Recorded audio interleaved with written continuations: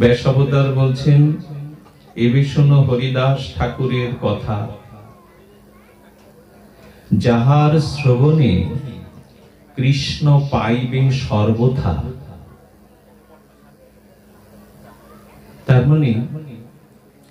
তার মানে নামাচার্য হরিদাস ঠাকুরের গুণমহিমা যারা শ্রবণ করবে তাদের একটা শুভ আশীর্বাদ দিচ্ছেন ব্যাসাবতার, যাহার শ্রবণে কৃষ্ণ পাইবে সর্বথা।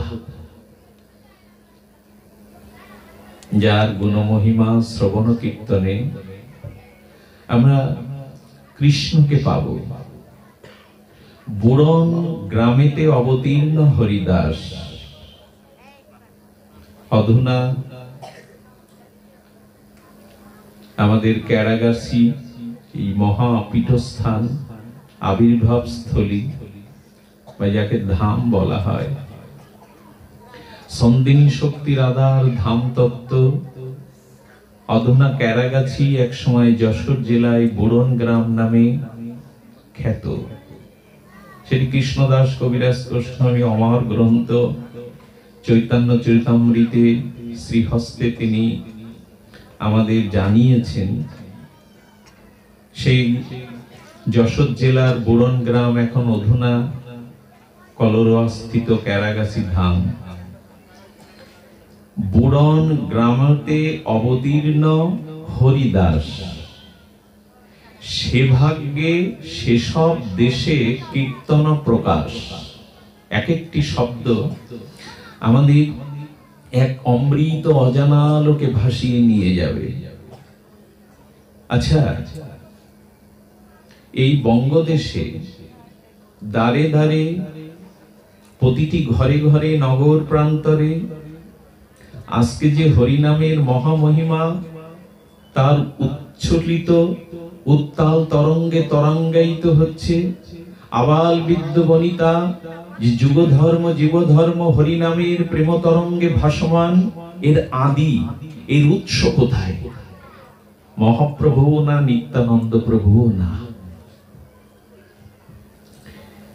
ঠাকুর হরিদাস যদি না জন্মাতেন, এই বঙ্গদেশের ঘরে ঘরে দ্বারে নগর প্রান্তরে আকাশে বাতাসে এমনি করে হরিনাম ধ্বনিত হতো না। সে ভাগ্যে সেসব দেশে কীর্তন প্রকাশ। একজন শুদ্ধ অনুরাগী নির্মল বৈষ্ণব যেখানে জন্মায়, ব্যাসাবতার বলছেন তার 1,00,000 যোজন মাটি ভক্তি স্নাত পবিত্র হয়ে যায়। একজন বৈষ্ণব যেখানে আবির্ভূত হন, শুদ্ধ নির্মল ভজনানন্দী বিশুদ্ধ বৈষ্ণব, 1,00,000 যোজন সেখানের মাটি ভক্তিতে স্নাত হয়ে যায়। ফল্গুধারার মতো ভক্তি প্রবাহ তাও সেই মাটিতেই যারা জন্মায়, আকাশে বাতাসে মাটিতে তাদের সহজতর স্বাভাবিক কৃষ্ণ ভক্তির উদয় হয়। 1,00,000 যোজন, 1 যোজন সমান 16 কিলোমিটার। 1 যোজন সমান, হ্যাঁ এটা ঠিক, 16 কিলোমিটার। 1,00,000 যোজন মাটি ভক্তিতে স্নাত হয়ে যায় ব্যাসাবতারের বাণী। সংশয়ের কোনো অবকাশ নাই। সে তো ভগবানের শুদ্ধ বৈষ্ণবের দ্বারা এমন হয়। আর হরিদাস ঠাকুর মহাপ্রভুর অন্তরঙ্গ প্রিয় পার্ষদ পরিবার বর্জ, মহাপ্রভুর প্রিয় অন্তরঙ্গ পার্ষদ প্রবর, এবং মহাপ্রভুর বাণীতে তিনি পৃথিবী শিরোমণি। তবে একটা প্রচলিত কথা বলি, কেউ আঘাত পাবেন না, দূরগত বাসী যারা খুব দূরে, তাদের কাছে গঙ্গা বড় পবিত্র প্রণম্য। কিন্তু যারা গঙ্গা তীরে বাস করে তারা বাসন মাজে গঙ্গার জলে। এর প্রচলিত কথা আছে যে যারা দূরাগত তারা গঙ্গাকে সদ্যপাতক নাশিনী হরিশ চরণশ্চ্যুতা এবং বড় বড় আকতি প্রণতি আত্মনিবেদন গঙ্গার উপরে থাকে, কিন্তু গঙ্গার তীরে যারা বাস করে তারা বাসন মাজে জলে। তো সে ভাগ্যে সেসব দেশে কীর্তন প্রকাশ। মহাপ্রভু এসেছেন অনেক পরে, নিতাই চাঁদের কারণ্য প্রেম দান অনেক পরে, কিন্তু এই হরিনামে উৎস ভূমি হলেন আমাদের এই ভূমি। এখান থেকেই সংকীর্তন বীজের স্বপ্রকাশ। আজকে বাংলাদেশে এই যে হরিনাম সংকীর্তনের তরঙ্গ, এর উৎসভূমি চৈতন্য নিতাই না, হরিদাস ঠাকুরই হলো এর উৎসভূমি। এই জন্য তিনি নামাচার্য। যে দেশে যে ভূমিতে মহাপ্রভু বড় কৃপালু, এই বঙ্গজননী কোলে আমরা যারা এই বঙ্গজননীর সন্তান, তারা ছিলাম বড় কলঙ্কিত।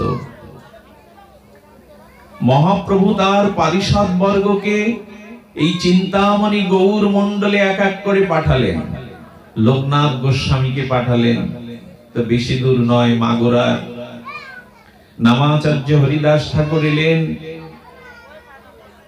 এলেন অদ্বৈত আচার্য শ্রীবাস ঠাকুর। মহাপ্রভু তার অন্তরঙ্গ পার্ষদ বর্গকে এই গৌর মণ্ডলে, আজ যদি রূপ সনাতন এই দেশেই, তো আমাদের গৌড়ীয় প্রাণ, গৌড়ীয় আত্মা, গৌড়ীয় প্রভাব এই বঙ্গদেশ থেকেই। রূপ সনাতন লোকনাথ গোস্বামী, প্রেম ভক্তির মহারাজ শ্রী নরোত্তম ঠাকুর, আমাদের বিদ্যানিধি পুণ্ডরিক বিদ্যানিধি, সবই তো এই বঙ্গদেশে। মহাপ্রভু বলছেন তোমাদের আর কেউ গালি দেবে না, পাণ্ডব বর্জিত বলে তোমাদের কেউ গালি দেবে না।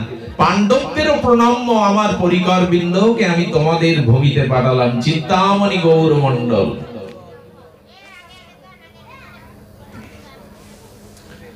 যে ভাগ্যে যে দেশে কীর্তন প্রকাশ, এইখানের মানুষ কীর্তন করতে না চাইলেও, নামাশ্রয় না চাইলেও, এক অজানা আকর্ষণে হরিনাম সে নেবেই। এজন্য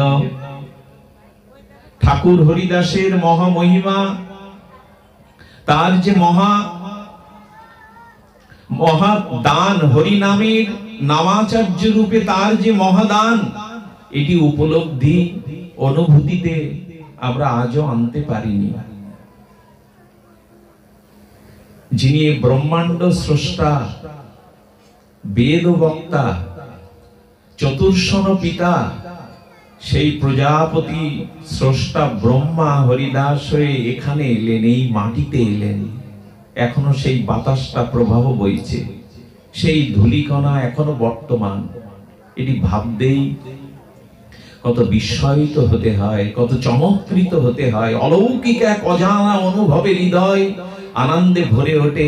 আমরা এই মাটিতেই জন্মেছি, এই মাটির আবাহতেই আমরা বেড়ে উঠেছি। স্বয়ং জগৎশ্রেষ্ঠ ব্রহ্মা হরিদাস রূপে এই মাটিতে এসেছেন, এটি বড় ভাগ্যের। ঠাকুর হরিদাসের কথা বলছেন, প্রভু হরিদাস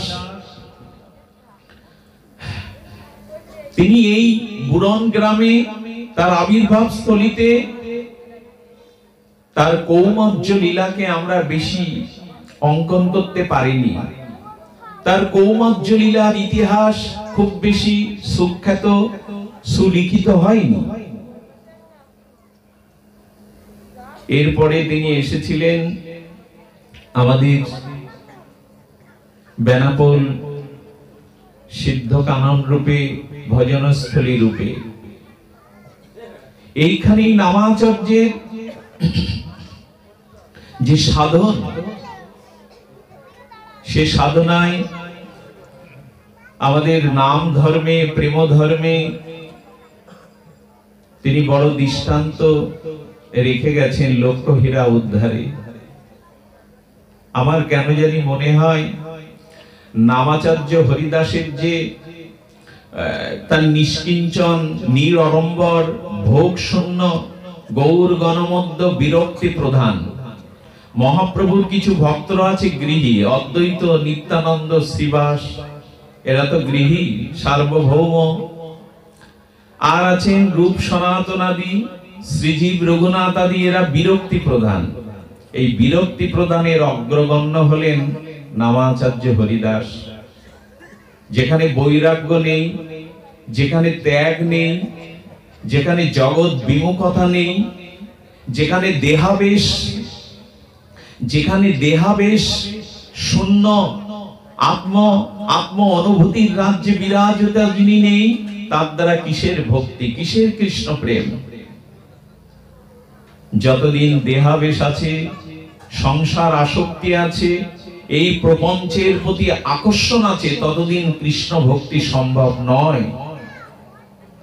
অনন্য কৃষ্ণ ভক্তি আসতে গেলে এই দেহাবেশ, আবেশ পরিত্যাগ করতে হবে, কিন্তু তা হলো না।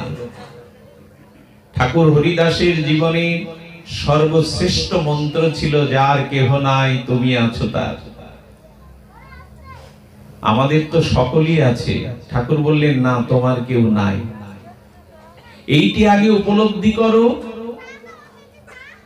এক শ্রী গুরু ব্যতীত, এক গৌর গোবিন্দ ব্যতীত সংসারে কেউ আমার নয়। মহাপ্রভু হরিদাসকে এই জন্য বলেছিলেন, তোমায় স্পর্শী পবিত্র হইতে, তোমার পবিত্র গুণ নাহি তো আমাতে। হে হরিদাস, তোমার ভিতরে যে ত্যাগ, বৈরাগ্য, তিতিক্ষা, যে দৈন্য, আরতি, প্রেম, এই জগতের কোন বস্তুর প্রতি যে তোমার সামান্যতম স্পৃহা নাই,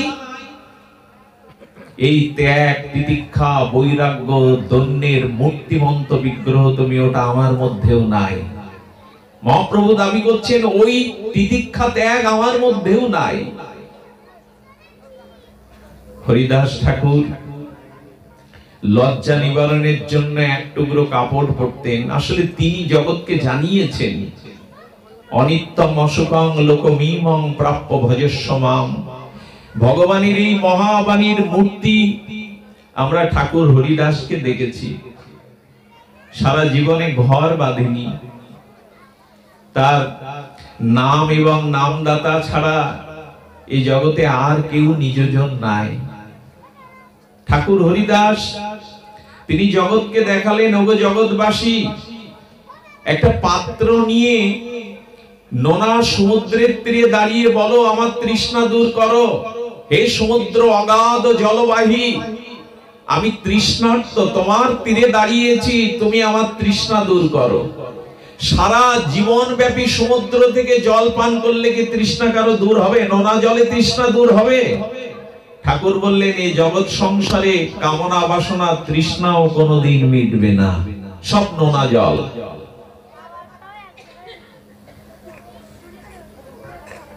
এই সংসারে দুঃখ, বেদনা, হতাশা এছাড়া কিছু পাবে না তুমি। ঠাকুর হরিদাস এই জন্য জগতের আবেশকে, দেহাবেশকে, তিনি এটাকেই প্রথমে বিমুখ করে জগতে দেখিয়েছেন। সেই গুহার মধ্যে, জঙ্গলের মধ্যে, বৃক্ষতলে বসে এই নিষ্কিঞ্চন নিরড়ম্বর জীবনে ত্যাগ, তিতিক্ষা, বৈরাগ্যের মূর্তিমন্ত বিগ্রহে হরিনামকে ভালোবেসে আশ্রয় নিয়েছেন। এর অর্থ কি? সারা জীবন তিনি ঘর বাঁধেননি। গৃহ সুখ, দেহ সুখ, জীবাত্মার সুখ, এই সেটি ফিরে চাননি, কারণ সুখ তো নাই। এই জগতে যারা সুখ খুঁজছে, গোবিন্দ বলছেন, নোনা জল পান করে পানও করতে পারবে না, তৃষ্ণাও যাবে না। সমুদ্র তীরে দাঁড়িয়ে পাত্র নিয়ে তুমি তৃষ্ণা দূর করতে পারবে না। এই ঘর, স্ত্রী, পুত্র, বিত্ত, বৈভব রূপ পাত্র দিয়ে সংসার সমুদ্রে কখনো তোমার তৃষ্ণা নিবারণ হতে পারে না, হয়নি কারো, হবেও না কোনোদিন।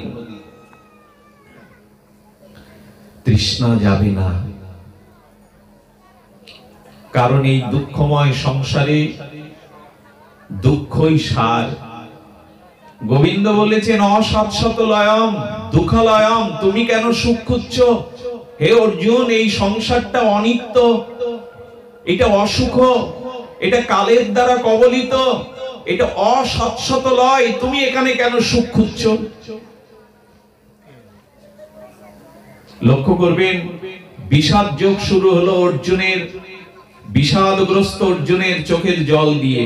আমরাও মায়ের গর্ভ থেকে ভূমিষ্ঠ হলাম কান্না নিয়ে। আবার যেদিন মৃত্যুবরণ করলাম সেদিনই চোখের জলে বিরহ আরতিতে মৃত্যুবরণ করতে হলো। মাঝখানে স্ত্রী ভালো না, স্বামী মনের মতো না, রোগ শোক জ্বালা, কান্না ছাড়া জীবনে এইখানে সুখ কোথায়? এখানে পরমানন্দ কোথায়? বিষাদ যোগ দিয়েই তো গীতা শুরু। বিশ্বদেব বলছেন এই জগতের অনিত্যতা আমাকে দেখো। শ্রীকৃষ্ণ পাণ্ডবদের নিয়ে সরসজ্জায় বিশ্বদেবকে প্রণাম করছেন। বিশ্ব বলছেন, প্রভু আমি উঠে গিয়ে তোমাকে করজোড়ে প্রণাম করব, আজ আমার হস্তে তীর বিদ্ধ। আমি ভীষ্ম, আমি গান্ডীব ধরলে আকাশ প্রকম্পিত হতো। সেই বিশ্ব আজ কালের দ্বারা কবলিত হয়ে তীর বিদ্ধ হস্ত তোমাকে উঠে গিয়ে প্রণাম করবার সামর্থ্য আমার নেই। জগৎ দেখো, ক্ষমতা, এই জগতের ঐশ্বর্য থাকে না। আমি ভীষ্ম, আমি তীরসজ্জায় আর সাহিত্য আমি উঠে গিয়ে ভগবানকে প্রণামও করতে পারছি না। যে ধরিত্রীর বুকে আমি পদ রাখলে ধরিত্রী প্রকম্পিত হতো, দেবব্রত ভীষ্মের পদভারে আজ আমার চরণে হেঁটে গিয়ে আমি শ্রী গোবিন্দ চরণে প্রণত যাচ্ছি না, তবে আমি মানসে তোমাকে প্রণাম করলাম প্রভু। বিশ্বদেবের এই জড় জড় অবস্থা। আচ্ছা, রাম ভগবান রাজীব লোচন রঘুপতি রামচন্দ্র, তার পিতা মারা গেল কি খুব সুখে। রাম রাম শোকাবহ হয়ে পুত্র শোকে মারা গেল। রামচন্দ্রের পিতাও দুঃখে মারা গেল পুত্র শোকে। তুমি কে? অখণ্ড পরতত্ত্ব ভগবান শ্রীকৃষ্ণের পিতামাতা কারাগারে রুদ্ধ, কারাগারে শৃঙ্খলিত বন্দী ভগবানের পিতামাতা। তুমি সুখ খুঁজছ কেন এখানে? সুখ নাই কবুয়ে সংসারে। গুরু মহারাজ বলছেন, সুখ নাই কবুয়ে সংসারে, সুখ আছে মায়ার ওপারে। এইখানে সুখ খুঁজো না। সুখ নাই মায়ার এপারে, সুখ আছে মায়ার ওপারে। এই মায়াময় প্রপঞ্চময় জগতে যারা সুখের অনুসন্ধানে রত, তবে হ্যাঁ, যারা এই আত্মসুখ দেহ সুখ জগতের প্রপঞ্চময় সুখে বড় আসক্ত, তাদের এটা বোঝানো যাবে না যে জগৎ সুখের নয়, জগৎ দুঃখময় অসৎসতময়, এটা তাদের বোঝানো যাবে না, বোঝানো যাবে না। এই জন্য অজ্ঞান কাল কবলিত মায়াবদ্ধ জীবের কৃষ্ণ স্মৃতি নাই, মায়াবদ্ধ জীবের নাই শত কৃষ্ণ জ্ঞান। আচ্ছা, অত্যন্ত মহাপাপী হলে মলমূত্রের মধ্যে যে কীটাণু কীট হয়ে জন্ম নি, এই যে মলমূত্রের ভিতরে কীটাণু কীটগুলো এখানে কত কত যন্ত্রণায় কাতর। কোন সহৃদয় ব্যক্তি যদি মলমূত্র থেকে তাদের পদ্মের পাপড়ির মধ্যে স্বর্ণ থালের উপরে রাখে না, ওদের একটাই দাবি, আমাদেরকে ওইখানে নামাও, আমরা উপরে শান্তি পাচ্ছি না, বড় কষ্ট পাচ্ছি, যন্ত্রণা পাচ্ছি। বলবে কিনা? মলমূত্রের কীটগুলো তাদেরকে যদি ওই স্থান থেকে তুলে পাপড়ির উপরে রাখেন, স্বর্ণ থালায় রাখেন, তারা কিছুক্ষণ পরে যন্ত্রণায় মারা যাবে। এক ড্রেনের পোকা কীটকে নারদজি হাতে তুলে বলছেন, কি রে, এইখানে পড়ে থাকবি না আমার সাথে ব্রজে গিয়ে ভজন করবি? বলছেন, নারদজি আমি ৩-৪ দিন এই নর্দমার ভিতরে আছি পরম সুখে, তোমার হাতে ওঠার পরে আমার খুব কষ্ট হচ্ছে, তুমি পারো তো যদি সুখ দিতে চাও ওইখানে আমাকে ছেড়ে দাও। কি দুর্দশা! তেমনি মায়াবদ্ধ জীবের নাই শত কৃষ্ণ জ্ঞান, তাদের কাছে এই জগৎটা সুখের। তাদের যতই বোঝান রূপ যৌবন বিত্ত বৈভব আসক্তি, এটাই মনে করবে জীবনের সার্থকতা। কারণ শ্রীল গুরু মহারাজ অমৃত আস্বাদনে বলেছেন, সাপের মুখের বিষ সাপের ক্ষতি করে না। ওই বিষ মুখে নিয়েই তো তারা আহার নিদ্রা চলাফেরা করে, কিন্তু সাপের মুখের বিষ সাপকে ক্ষতি করে না, তেমনি যাদের ছিল গুরু কৃপা হয়নি, যাদের ভজন সাধনে প্রবৃত্ত হয়নি, যাদের সাধু সঙ্গে রতিমতি হয়নি, যারা ভজনানন্দী নয়, তাদেরকে হাজার বোঝালেও তারা বুঝবে না যে জগৎটা দুঃখের, জগৎটা যন্ত্রণার, জগৎটা অনিত্য। এ বুঝবে না তারা। তারা এই জগতের প্রপঞ্চময় সুখের আবেশে আছে। হরিদাস ঠাকুর কুঠারঘাত করলেন। এই জগৎ সৃষ্টিকারী ব্রহ্মা জীবনে গায়ে একটা জামা চড়াননি, একটা নেকটি মাত্র পরে লজ্জা নিবারণ করতেন। শীত গ্রীষ্ম ঝড় বৃষ্টি উপেক্ষা করেছেন। শাস্ত্র বলেছেন, দেখো সব অবস্থাকে ভগবানের কৃপা মনে করো। আজকাল জগতে মানুষের মানসিক অশান্তির কারণ, এবং মানুষ এখন মানসিক রোগগ্রস্ত কেন? আমি যা চেয়েছিলাম জীবনে পাইনি। আরে বাবা, যার স্ত্রী ভালো না বলে স্বামী চিৎকার করে বেড়াচ্ছে, বিপরীতে স্বামী বিষয়ী, স্বামী ভোগী বলে যে স্ত্রী চিৎকার করছে, এর জন্য চিৎকার করার কিছু নেই। তোমার পূর্ব জন্মের কর্মের ফল ওই স্ত্রী হয়ে, স্বামী হয়ে তোমাকে এই কর্ম ক্ষয়ের জন্য সামনে এনে দিয়েছে ভগবান। দাবি করছো কেন? এটা লোকের কাছে বলছো কেন? এ নিয়ে যন্ত্রণা পাচ্ছ কেন? তোমার পূর্ব জন্মের কৃত কর্ম ফলটি এই স্ত্রী রূপে, পতি রূপে, কুসন্তান রূপে সামনে আসছে। এটাকে মেনে নাও, এটাই তোমার প্রাপ্তি। যার যেটুকু প্রাপ্তি, যার যেটুকু পূর্ব কর্মফল, সে সেটুকুই পাবে। এমন স্ত্রী পেয়েছি কেন, এমন পুত্র পেয়েছি কেন, এটা বিষয় না। বিষয় হলো আমার পূর্বকৃত কর্মফলই আমার সামনে এসে উপস্থিত হয়েছে। এক সরল ভক্ত, বারবার কথাগুলি মনে পড়ে, সে গঙ্গা দেবীর কাছে গিয়ে বলছে, মা, কলিজীব তো তোমাতে পাপ বিধৌত করে যায়। কলির জীব গঙ্গা স্নানে যায় তো পাপ ধৌত জন্য। আবার মা, তোমা থেকে স্নান করে পাপটা রেখে গিয়ে ওরা আবার জনসমাজে, সংসারে আবার পাপ করে, আবার ধুয়ে যায় তোমাতে। এত পাপ তুমি রাখো কি করে, আর বেঁচে আছো কি করে কলিতে? মা সরল তো। মা গঙ্গা তখন প্রকাট হয়ে ওই সরল ভক্তকে বলছে, পাপ যদি সব আমাতে থাকতো, আমি এতদিন থাকতে পারতাম না, টিকতে পারতাম না। আমি পাপ এক জায়গায় দিয়ে দিই। কাকে দাও মা? বলেন, আমার সব পাপ আমি। অরুণদা আসুন, বসুন। আমার একটু যদি এগিয়ে আসুন কৃপা করে। অনেক বিদগ্ধ ভক্তরা যশোর থেকে, বসুন্ধিয়া থেকে এসে দাঁড়িয়ে আছে। একটু যদি এগিয়ে আসুন কৃপা করে। একজনকেও যদি বসার সুযোগ দেওয়া যায়। এইখানে জায়গা আছে, আসুন। জয় রাধে। গঙ্গা দেবী বলছেন, আমি আমার পাপটাকে আমার কাছে রাখি না রে। এদিকে লক্ষ্য করুন, কাকে দাও? বলছেন, আমার এই পাপগুলি আমি আমার সমুদ্রকে দিয়ে দিই, পতিকে দিয়ে দিই। সরল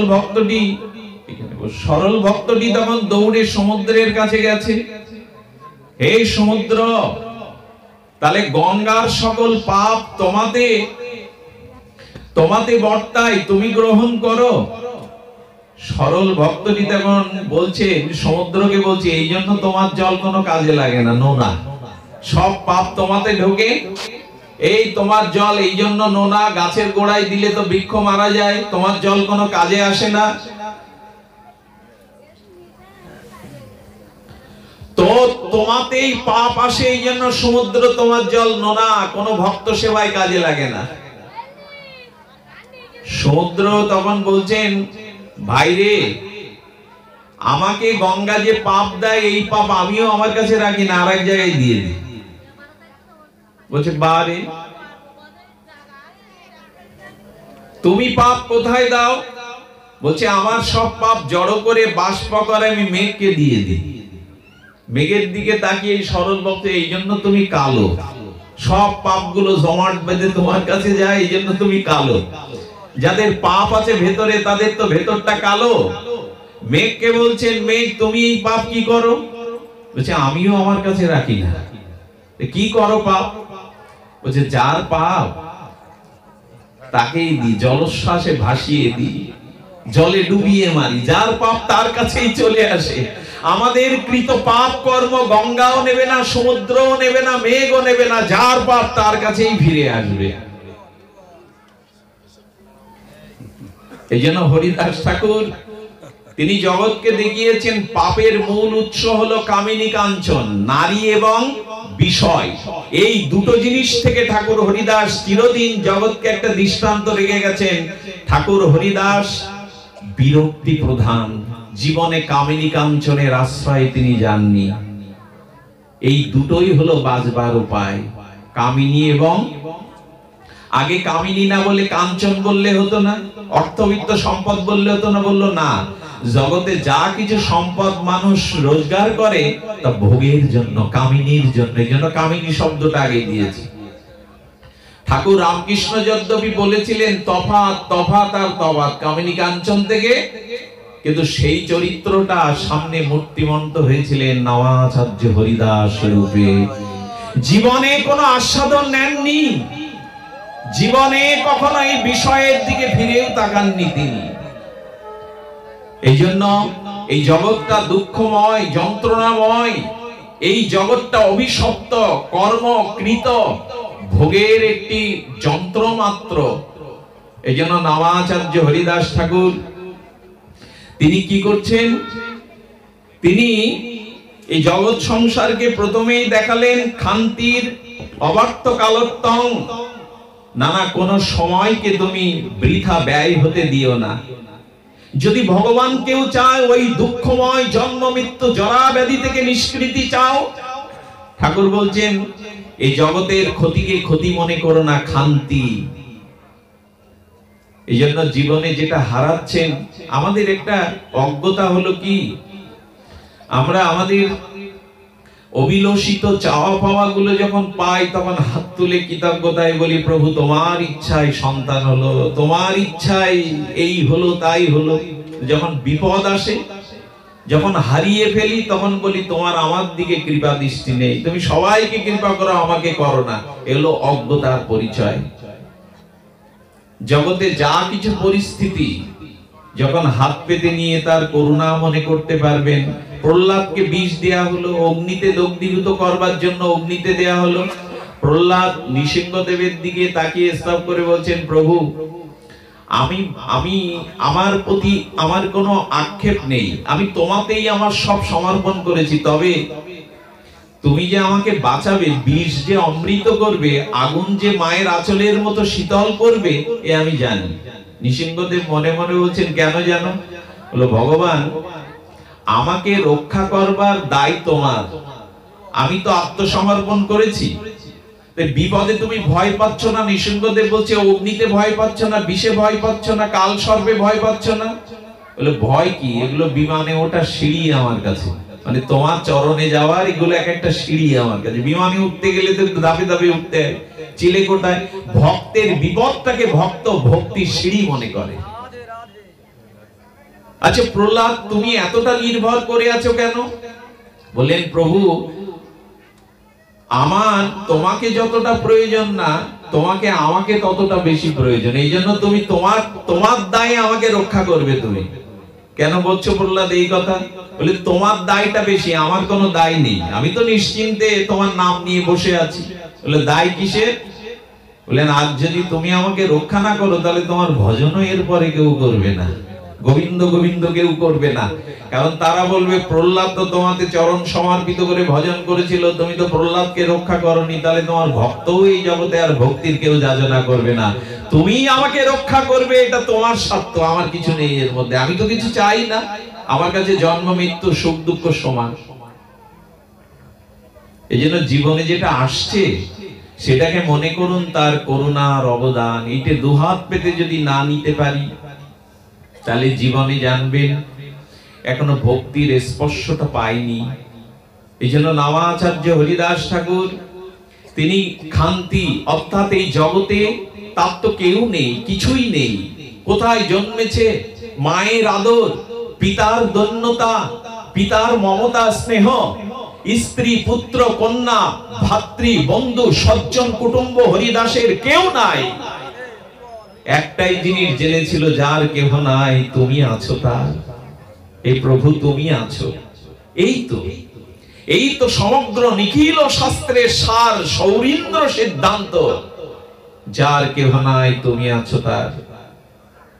জানেন, আমরা যারা টাকা পয়সা সম্পত্তি জোগাড় করছি না, কৃষ্ণ ভজন ভুলে, আত্ম অনুভূতি ভুলে এই যে জোগাড় করছি, বলছেন কি তোমার সম্পদের উত্তরাধিকারের অংশীদার সবাই হবে, কিন্তু মৃত্যুর পরে যে নরক যন্ত্রণা তার অংশীদার কেউ হবে না। তুমি যে সহায় সম্পদ রেখে যাচ্ছ, ফাঁক ফোকর দিয়ে কেউ এসে দাবি করবে আমি অংশীদার, আমার প্রাপ্য এটা, কিন্তু না, তোমার স্খলিত পতিত সেই অজানা অন্ধকারের পরকালের পথের কেউ তোমার অংশীদার নয়। এই জন্য নামাচার্য বারবার জগৎকে নিজের চরিত্র দিয়ে দেখিয়ে গেলেন, এই জগৎটা অনিত্য, এই জগৎটা অসুখ, বিষে ভরা, দুঃখলয়, অসৎসতলয়। এই জগতের সুখে প্রলুব্ধ হয়েও না, এই জগতের মোহমায়ায় প্রলুব্ধ হয়েও না। হ্যাঁ, এই জন্য মহাজনের বাণীতে বারবার ধ্বনিত হয়েছে, সংসার সুখের মুখে তুলে দিয়ে ছাই, সংসারের মুখে না। সংসার না থাকলে সন্ন্যাসীদের দেখবে কে, আশ্রম চালাবে কে? হ্যাঁ, সংসার আশ্রম কিন্তু সমস্ত আশ্রমের জননী, সংসার দরকার। আজকাল যে কোনো ছেলেরা কলেজে পড়তে পড়তে একটু কৃষ্ণ নাম নিয়ে বলে আমি সন্ন্যাস নেব, ব্রহ্মচারী। ও খবরদার, সংসার আশ্রম যদি না থাকে সন্ন্যাসীদের চালাবে কে? সংসার আশ্রম হলো সমস্ত আশ্রমের জননী। তবে মহাজন বলেছেন সংসারের মুখে ছাই না, সংসারের সুখের মুখে তুলে দিয়ে নগরে মাগিয়া খাইব বলিয়া নিতাই। সুখের মুখে ছাই দিতে বলেছেন, সংসারের মুখে না। এই জন্য এই বাণীর মূর্তিমন্ত নামাচার্য হরিদাস ঠাকুর। আচ্ছা, জঙ্গলের মধ্যে যখন উনি বসে থাকতেন, মশা মাছি আসতো নিশ্চয়ই, এটা তো জগৎ। সারা রাত কিভাবে স্নাত শিশির সিক্ত হয়ে ওইভাবে কাটাতেন উনি, ঘর তো বাঁধেননি। সেই মাধবী তলার তলে একবার ভাবুন তো, গায়ে তার কোনো বস্ত্র নাই, লজ্জা নিবারণের জন্য একখণ্ড বস্ত্র আবৃত করে ওইখানে দিন রাত নাম মহিমা অমৃত পানে রত নামাচার্য হরিদাস। জগতের দিকে তার কোনো লক্ষ্য নাই। এই জন্য বলছেন, খান্তি, যা কিছু হারিয়েছ তার জন্য ব্যথা পেও না, অব্যর্থ কালোত্তম, কোন সময়কে ব্যর্থ ব্যয় হতে দিও না। এই ভাগবত শ্লোকের মূর্তিমন্ত হলো নামাচার্য হরিদাস। খান্তি আবর্জম, না এই জগতে কি পেলে না পেলে এর হিসাব করো না। অব্যর্থ কালোত্তম, মহাপ্রভুর নিবেদিত প্রসাদের থালা পর্যন্ত হরিদাস ঠাকুর ফিরিয়ে দেয়। আর এই অমৃতবাণী জগৎকে শুনিয়ে গেল, নামামৃত বিনে যদি খায় অন্ন পানে তবু ভক্তের দুর্বল জীবন। প্রভু, আমি অন্ন পান না করেও বাঁচবো, তোমার নামামৃত পান না করে বাঁচবো না। এই হলো অব্যর্থ কালোত্তম। কোন সময়কে হরিদাস ঠাকুর, প্রভু তো বললেন সিদ্ধ হয়েছ, বৃদ্ধ বয়স, তোমার সংখ্যা কমিয়ে দাও। হরিদাস ঠাকুর 3 লক্ষ আর তোমার জপ করার দরকার নাই, তুমি তো নাম সিদ্ধ, জগৎ তোমার নামের মহিমা জেনেছে, নাম সংখ্যা কমিয়ে দাও।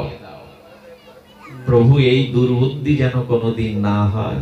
যতদিন দেহে প্রাণ আছে ততদিন যেন এই সংখ্যা নাম পুরাতে পারি। আমি নামামৃত পান না করলে বাঁচবো না, বাইরের অন্ন জল 2-3 দিন না নিলে বাঁচবো, তোমার নামামৃত বিনে আমি বাঁচবো না। এই কোন কালকে ঠাকুর হরিদাস অব্যর্থ কালোত্তম ব্যক্ত হতে দেননি। আমাদের সময় তো চলে গেল রঙ্গে, হ্যাঁ, কুসঙ্গে, আনন্দ তরঙ্গে, এই প্রপঞ্চের রঙে রঙিন হলাম আমরা। আর কবে বৈরাগ্য আসবে? ঠাকুর হরিদাসকে নিয়ে মাতামাতি করছি, তার বিচিত্র বৈচিত্র্যময় অমীয় জীবন চরিত্র শুনছি, কিন্তু আমাদের জীবনে ছোঁয়া লাগলো কি? ত্যাগ, বৈরাগ্য, তিতিক্ষা আমাদের জীবনে আসেনি। তাই আমার মনে হয় ওই গঙ্গার তীরে বাস করা মানুষের মতো গঙ্গার প্রতি আমাদের শ্রদ্ধা হলো না। আমরা ঠাকুর হরিদাসের মহা জীবন চরিত মহিমা কিছুই গ্রহণ করলাম না। এই বাতাসে আকাশে এখনো ভেসে বেড়াচ্ছে তার দিব্য প্রেমময় নামের ধ্বনি। শুধু উৎকর্ণ হয়ে শ্রদ্ধালু হয়ে কান পাতলেই বাতাসে এখনো হরিদাসের মহিমা শোনা যাবে। ইটালি থেকে এক ভদ্রলোক কল করেছেন, পরম ভক্ত, প্রভু আপনাদের হরিদাস ঠাকুরের পাশে বাড়ি, তার আবির্ভাব স্থলীর পাশে, এই বলে মোবাইলে কান্না। সে কান্না কে তাকে থামাবে? প্রভু যদি চরণ পেতাম, আপনাদের একটু ধুলি পেতাম, স্পর্শ পেতাম। ব্রহ্মাণ্ড তারিতে হরিদাসের শুধু একটু কৃপা লাগবে, একটু কৃপা হলে ব্রহ্মাণ্ড তরে যায়। আপনারা তার ঘরের বাসিন্দা, তার ঘরের বাসিন্দা আপনারা। মাথা নত করে ভাবলাম, না, আমরা মূল্যায়ন করতে পারিনি, আমরা ঠাকুর হরিদাসকে চিনতে পারিনি। ঠাকুর হরিদাস এই ত্যাগ, বৈরাগ্য, তিতিক্ষার মূর্তিমন্ত বিগ্রহ। এই জন্য মহাপ্রভু বুঝেছিলেন, মহাপ্রভু জগন্নাথের প্রসাদী দন্তকাষ্ঠটা নাড়ছেন। প্রভু মনে মনে চিন্তা করছেন, ওই দন্তকাষ্ঠটা, বকুল কাষ্ঠটা বালুর মধ্যে একটু প্রথিত করলেন। প্রভুর কাছে বলছেন, তোকে কেন এখানে রাখলাম জানিস? আমার অন্তরঙ্গ একজন দৈন্যের মূর্ত ঠাকুর হরিদাস আসবে। সে কোনোদিন কুঠির বাঁধেনি, ঘর বাঁধেনি। রোদ বৃষ্টি ঝড়ে কে তাকে আশ্রয় দেবে? তাই হে জগন্নাথের প্রসাদী দন্তকাষ্ঠ, তুমি বৃক্ষে রূপান্তরিত হও, ফুলে ফলে পল্লবিত হও। আমার হরিদাস তোমার তলে বসে 3 লক্ষ নাম জপ করবে, তুমি তাকে আশ্রয় দিও। প্রভুর এই মনে হওয়ার সাথে সাথে সেটি আজও সিদ্ধ বকুল নামে খ্যাত হলো। ঠাকুর ঘর বাঁধে না, মাঝে মাঝে কি করে জানেন? তার তো জগন্নাথের দেউলে যাওয়ার তিনি নিজেকে অযোগ্য মনে করেন। স্বয়ং ব্রহ্ম হরিদাস ঠাকুর জগন্নাথের মন্দিরে যান না। একদিনের একটা দৃশ্য মনে পড়লে হৃদয়টা বড় ভারী হয়ে যায়। জগন্নাথের মন্দিরে দেখবার যাদের সৌভাগ্য, সুকৃতি নাই, মহাপ্রভু বলেছিলেন দূরের চক্রটা দর্শন করতে। ঠাকুর একদিন মধ্যরাত্রে, পূর্ণিমার রাত্রে বৃক্ষরাজির মধ্যে, বনাঞ্চলের মধ্যে গিয়ে হাত দিয়ে সরিয়ে সরিয়ে চোখের জলে দেখছেন চূড়াকে জগন্নাথের। আমি অজ্ঞ, আমি অধম, আমি পামর, আমি অস্পৃশ্য, তোমার কাছে যাওয়ার আমার ভাগ্য নাই। এই হলো ধন্য। এইভাবে গাছের আড়াল থেকে তিনি চক্র দর্শন করে প্রণাম করতেন, স্তুতি করতেন। এই যে ধন্য, এই ধন্যের মূর্তিমন্ত ঠাকুর হরিদাস অবার্ত কালোত্থান, বিরক্তি মান ও শূন্যতা। এই দেখুন কি তার বিরক্তি প্রধান। তিনি সারাদিন হরিনাম করে সন্ধ্যাবেলায় একটু একটু বেরোতেন, 2-5 বাড়ি ভিক্ষা করে যা পেতেন ওই নিয়ে চালিয়ে যেতেন। দিনের বেলায় মুখ দেখাতো না, বিরক্তি প্রধান। বাইরে আমি যাব, আমাকে সবাই প্রণাম করবে, আমি নামাশ্রয় করে আছি, না, বিরক্তি। বিরক্তি মানে তাদের বিষয় ধর্মে বড় আসক্তি, শূন্যতা। আর এই বিরক্তির জগতে সব থেকে বড় দৃষ্টান্ত হলো লক্ষ্য হীরার প্রতি তার বিরক্তি।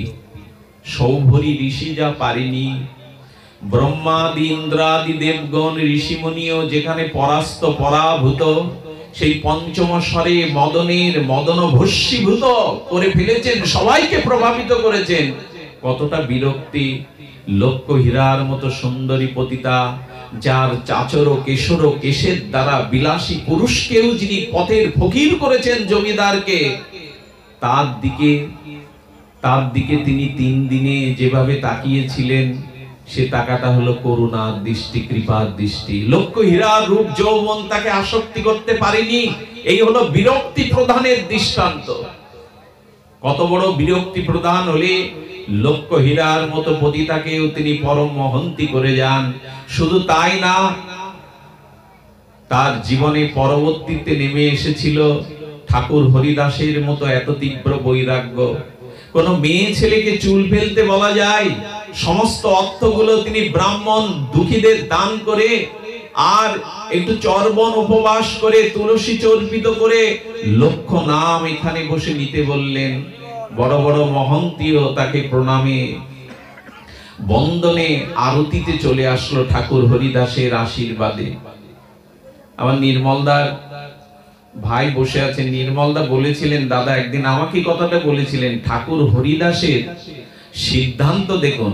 আচ্ছা, লক্ষ্মীরাকে উদ্ধারের পর বলতে পারেননি, মা আমি তোর জন্য তো 3 দিন আছি, আমি জানি রামচন্দ্র তোকে পাঠিয়েছে, আমি চলে যেতাম, আমি 3 দিন ধরে আমার নাম প্রভুকে প্রার্থনা করছি, মা ওর গতি ফিরিয়ে দাও, ওর রতিমতি ফিরিয়ে দাও, আমি জানি মা এই আশ্রমকে এই সিদ্ধ স্থানকে আমি তোর হাতে রেখে যাব, মা তুই আসিসনি, গোবিন্দই পাঠিয়েছেন তোকে এই আশ্রম রক্ষার জন্য। কোথার কথা কোথায় ঘোরাচ্ছে, তুই আসিসনি, তোকে গোবিন্দই পাঠিয়েছেন, আমার প্রভু পাঠিয়েছেন এই আশ্রম রক্ষার্থে। অদর্শদর্শী হরিদাস ঠাকুর এটি জয় করেছিলেন। এটি ব্রহ্মার পক্ষে, ইন্দ্রের পক্ষে, বিশ্বামিত্র পক্ষে, সৌরভীর পক্ষেও সম্ভব হয়নি, হরিদাস পারল। এই জন্য তিনি বিরক্তি প্রধান। মহাপ্রভু শুধু পরিকর বলে তার অভিমান না, তিনি কিভাবে তিনি বিষয়ে এই কামিনী কাঞ্চনে বিরক্তি, এর দৃষ্টান্ত পৃথিবীতে বিরল। লক্ষ্যহীরার দৃষ্টান্ত কুত্রাপি দ্বিতীয় কোথাও নাই। পাপীকে পাপস্খলন করা এক জিনিস, আর পাপীকে মহন্ত তৈরি করা 3 দিনের মধ্যে আর এক জিনিস। হ্যাঁ, কেউ পাপ ছেড়ে তাকে সন্ন্যাসিনী, বৈরাগ্যিনী, পরম বৈরাগ্য বেশে তাকে সেখানে কৃপার দ্বারা স্থাপিত করলেন। এই দৃষ্টান্ত পৃথিবীতে আর আছে কিনা আমার জানা নাই। এই হলো বিরক্তি প্রদান ঠাকুর হরিদাস। কেন? মায়াদেবী ফুলিয়ায় সেই উজ্জ্বল ও জ্যোৎস্না স্নাত রাত্রে, নিঝুম রাত্রে নূপুর পায়ে মোহিনী রূপ ধরে মায়াদেবী কত রুনুঝুনু করে সঙ্গীতের তরঙ্গে ভাসলেন। সমুদ্রের তরঙ্গে চিকমিক করছে পূর্ণিমার রাত্রে, মোহিনী রূপ ধরে মায়াদেবী কত ভোলানোর চেষ্টা করলেন। মায়াদেবী বললেন, একবারও আমার দিকে তাকালো না ঠাকুর। আমি মায়া, আমি ব্রহ্মকে মোহিত করেছি, কে আমার মোহিত হইনি, আমি সাক্ষাৎ মায়া দেবী, কিন্তু ঠাকুর একবারও আমার দিকে তাকালো না। ঠাকুর, আমি শিব মন্ত্রে দীক্ষা নিয়েছিলাম, রাম মন্ত্রে দীক্ষা নিয়েছিলাম, আজ মনে হচ্ছে আজ তোমার কৃষ্ণ মন্ত্রেই দীক্ষা সার। তোমার মতো ত্যাগ, তোমার মতো দীক্ষা আমি কাউকে পাইনি, দাও ঠাকুর। আজ মায়া দেবী শিষ্য হলেন হরি নামে। এই জন্য বিরক্তি, এই বিরক্তি একমাত্র গৌড়ীয় বৈষ্ণবের ভূষণ। আজ আমাদের গৌড়ীয় গগন, আজ এই ভজন জগৎটা অন্ধকারে ছেয়ে যাচ্ছে শুধুমাত্র। আরে বাবা, সন্ন্যাস নেওয়ার কি দরকার তোর? ব্রহ্মচারী হওয়ার কি দরকার? যদি ভোগের বাসনা থাকে এখানেই থাক। আজ দেখা যায় বেশিরভাগে সন্ন্যাস নেওয়ার পরেও অল্প বয়সে হঠাৎ আবেগে কেউ ব্রহ্মচর্য নিয়ে নিল, এগুলো ঠিক নাই। যদি ভোগ বা আসক্তি থাকে, ঠাকুর বললেন সংসারে থাকো, তাতে রেহাই পাবে। কিন্তু ত্যাগ বৈরাগ্য নিয়ে যদি ওইখানে পদস্খলন হওয়া, আর ফিরবার কোনো জায়গা থাকবে না। আজকাল একদল এরকম যুবকরা বিশেষভাবে তীর্থে চলে যাব, ধামে চলে যাব, বৃন্দাবনে যাব, নবদ্বীপে যাব, ব্রহ্মচারী হব, হঠাৎ আবেগে এদেরকে পথে পাঠাবেন না। ভবিষ্যৎ কিন্তু খুব দুরাবহ অন্ধকার। ওইখানে স্খলন হলে কিন্তু আর ফেরবার জায়গা থাকবে না। এই জন্য যথাযথ বৈরাগ্য সূচিত না হলে, যথাযথ সূচিত বৈরাগ্য জীবনে যদি না আসে, তাহলে ত্যাগের পথে, সন্ন্যাসের পথে আমরা যেতে পারবো না। এই জন্য নামাচার্য হরিদাস ঠাকুর মায়া দেবীকে পরাভূত করলেন, লক্ষ্যহীরাকে পরম মহন্তি করলেন। এই হলো তার বিরক্তির পরিচয়। আর বলেন মান ও শূন্যতা। হরিদাসের দৈন্যের কাছে মহাপ্রভু হাত জোর করেছেন, হরিদাস দৈন্য সংবরণ করো, তোমার দৈন্যে আমার বুক ফাটে।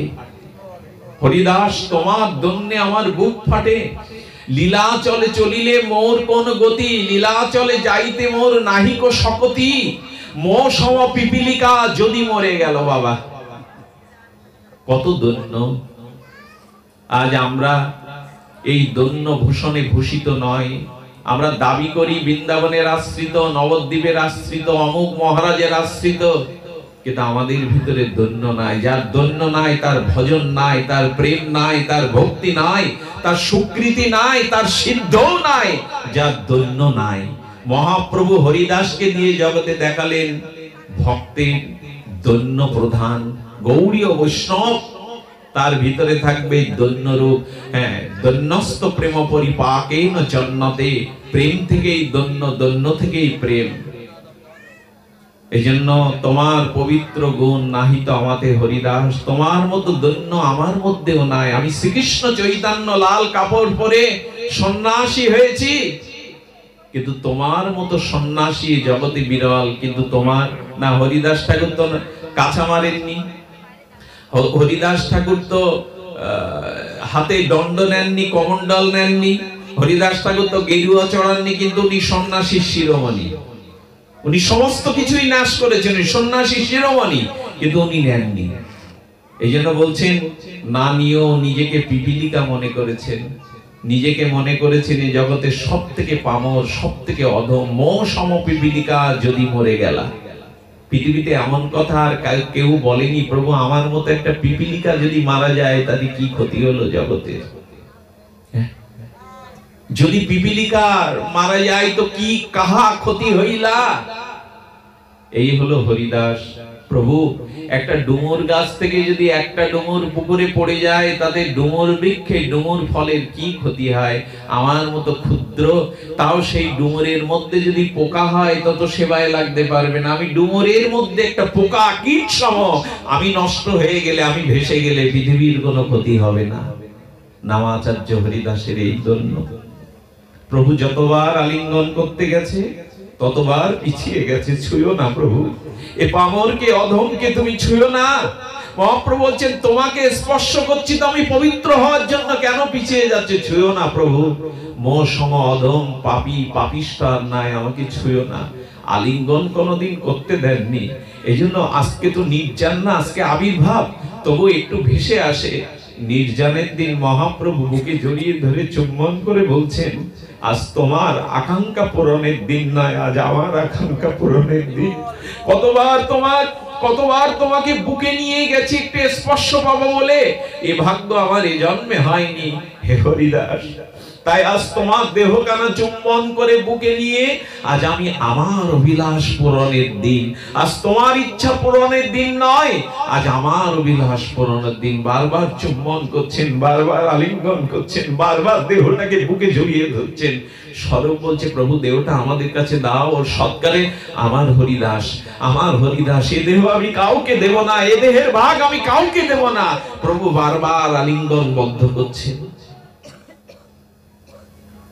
হরিদাসের জন্য তিনি মহাপ্রভুকে আলিঙ্গন দিতে চাননি, অবনত মস্তকে বারবার পিছিয়ে গেছেন। এই দৈন্য, বিরক্তি, মান ও শূন্যতা, আশাবদ্ধ গৌড়ীয় ভজনে অন্তত আশা, যারা অচ্যুত গোত্রে এসেছেন, যারা ছিল সদ্গুরু মহারাজের কৃপা পেয়েছেন, তারা আশা থাকবেন একদিন অন্ধকার যাবে, আবার সূর্য উদয় হবে, একদিন আমি কৃষ্ণ পাবই। আর আমাদের নাম প্রেম ভক্তি তো আশা, কৃষ্ণ তোমার হলাম যদি বলে একবার, ভববন্ধ হইতে কৃষ্ণ তারে করেন পার। লক্ষ নাম নাই, একবার বললে তারে পার করে দেবে। কলৌ দোষণীদেরা জায়ন্তি এক মহান গুণা কীর্তন দেব কৃষ্ণস্য মুক্ত সঙ্গং পরম ব্রজেত। মহাপ্রভু বলছেন, একবার কৃষ্ণ নাম করলে ভববন্ধ হতে কৃষ্ণ তাকে পার করবে নিজে হাত ধরে। একবার কৃষ্ণ বললে, নাম মহিমা, প্রেম মহিমা, গৌর অবতারে নিত্যানন্দ প্রেম দানে, এটা ধন্যাতি ধন্য করেছেন এই নাম আর প্রেম। আশায় থাকুন, আশায় থাকুন, এই জগৎকে পেছনে ফেলুন, এই দেহাবেশকে পিছনে ফেলে আশায় থাকুন, বুকে আশাবদ্ধ। একদিন কৃষ্ণ পাবো, একদিন গৌরাঙ্গ বলবো, একদিন শরীর পুলকিত হবে। হরিদাস ঠাকুর সারা জীবন হরে কৃষ্ণ মহামন্ত্র বলে শ্রীকৃষ্ণ চৈতন্য শব্দ করিতে উচ্চারণ। একদিন না একদিন তোমার নাম আসবেই প্রভু, একদিন না একদিন পাবো, এই আশাটাই থাকুন, নিরাশা আনবেন না। আশাবদ্ধ সমৎকণ্ঠা। আর একটা এখানে বিশেষণ দিয়েছেন যেটা হরিদাসের মধ্যে ছিল, সেটা হলো উৎকণ্ঠা। এই পথটি হরিদাস ঠাকুরের জন্য বড় বড় সাদৃশ্য। উৎকণ্ঠা, উৎকণ্ঠা হলো তৃষ্ণা, আরতি, বেদনা। এই বুকে তীর বিদ্ধ হলে যেমন যন্ত্রণা কাতর হয়, ঠাকুর হরিদাস সারা দিবাজ আমি সারাটা জীবন এই আরতিতে ভজন করেছেন, চোখের জলে ভজন করেছেন। সমুৎকণ্ঠা, আমাদের উৎকণ্ঠা নেই, আমাদের ব্যাকুলতা নাই। ব্যাকুলতাটার দৃষ্টান্ত আমি আপনাদের বোঝাতে পারবো না, তবে ঠাকুর হরিদাসের ব্যাকুলতাটা এইটুকু শুধু বলবো, তার এই উৎকণ্ঠা সারা জীবন ছিল, প্রভু প্রভু তুমি আমার নয়ন সম্মুখে দাঁড়াবে, আমার নয়ন ভৃঙ্গ তোমার কমল বদন পানে কবে চাইবে, প্রভু তোমার রাতুল আতুল অভয় চরণ দোখানা কবে বুকে ধরবো। উৎকণ্ঠা দেখুন, কতটা উৎকণ্ঠা। প্রভু বদনে শ্রীকৃষ্ণ চৈতন্য নাম নিতে নিতে কবে তোমার আগে এ দেহ পারবো, কবে তোমার আগে এ দেহ যাবে। হরিদাস ঠাকুরের উৎকণ্ঠাটা এই তো ছিল, প্রভু তোমার আগে মোর শরীর পারিবা। তার মানে উৎকণ্ঠা হলো এই তোমার বিদায় আমি দেখতে পারবো না, তুমি বিদায় নেবে এ দৃশ্য, এই অভিশপ্ত দিন আমি দেখতে পারবো না। কই আমাদের জাগে তো ভজনে উৎকণ্ঠা চাই, ব্যাকুলতা চাই, আরতি চাই, অশ্রু চাই, যেটা আমাদের ভিতরে জাগে না। এই সমুৎকণ্ঠাটাই ভজনের প্রাণ, সমুৎকণ্ঠাটা ভজনের প্রাণ। রাধারানীর সমুৎকণ্ঠা কেমন দেখুন।